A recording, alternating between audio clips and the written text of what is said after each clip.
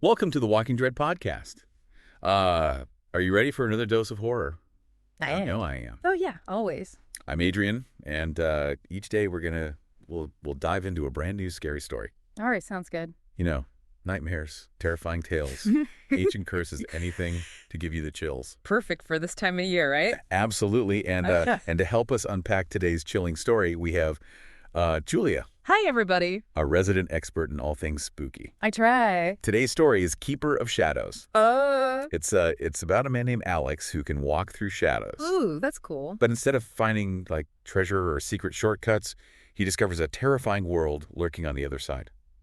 So not just like Narnia then, huh? Not exactly, no. All right, so the story really grabs you right from the start with this unique ability that he has. I mean, Oh. most of us would be terrified to even peek into a dark corner, but Alex, he doesn't just peek. Right. He steps right in. Yeah. So what do you think that says about him?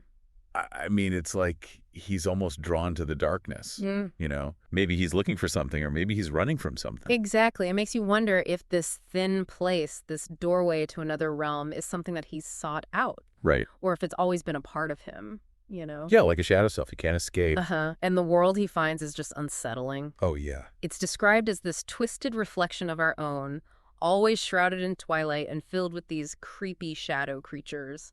So they're not just random monsters, though, right?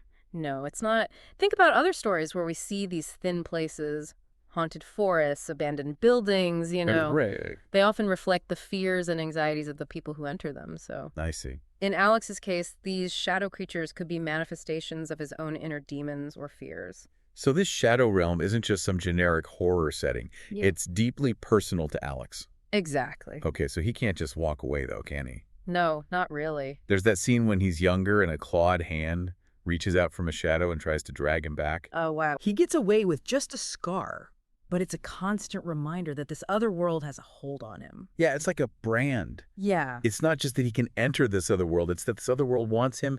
It keeps pulling him back in. And then there's the dying woman. Right. She appears out of nowhere, and she tells Alex he's destined to be the keeper of the doorway between worlds. Mm-hmm. How would she even know that, though? That's where the story gets really intriguing. You know, it suggests some kind of deeper knowledge or awareness within this shadow realm. Right. Maybe these creatures or the realm itself has been watching Alex all along, Yeah. just waiting for him to embrace this role, you know? So is Alex like a hero in this story then? Well, he's definitely a reluctant hero. He doesn't want this responsibility. Mm-hmm. But when a shadow creature tries to cross over, he fights. Mm-hmm. And, And how's that go? well, the fight scene is brutal. It really highlights that this isn't just a game. The threat is very real. But it's not just a physical threat, right? You know, remember, Alex is changed by the fight. He wins, but he takes on some of the monstrous qualities of these creatures he's fighting. So what does that tell us? So it makes you wonder, what is the cost of protecting humanity from something inhuman? You know, how much of yourself do you have to sacrifice? That's a good question. It is. And now there are whispers and sightings of Alex, Yeah. you know, a shadowy figure lurking in the dark. Right. He's become what people fear most, even as he protects them from something even worse. So what are we supposed to take away from that? Well, it brings us to that unsettling truth. Alex is still out there guarding the doorway between worlds. A reminder that sometimes the things that protect us are the things that scare us the most. That's deep. And maybe that's the true horror, the realization that the line between hero and monster, savior and shadow is much thinner than we think. That's a good point.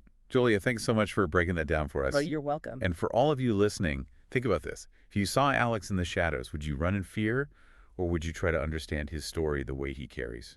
Yeah, good question. And if you love this kind of terrifying tale, remember to rate and follow the Walking Dread podcast. Absolutely. We'll be back tomorrow with another chilling story waiting to pull you into the darkness. See you then.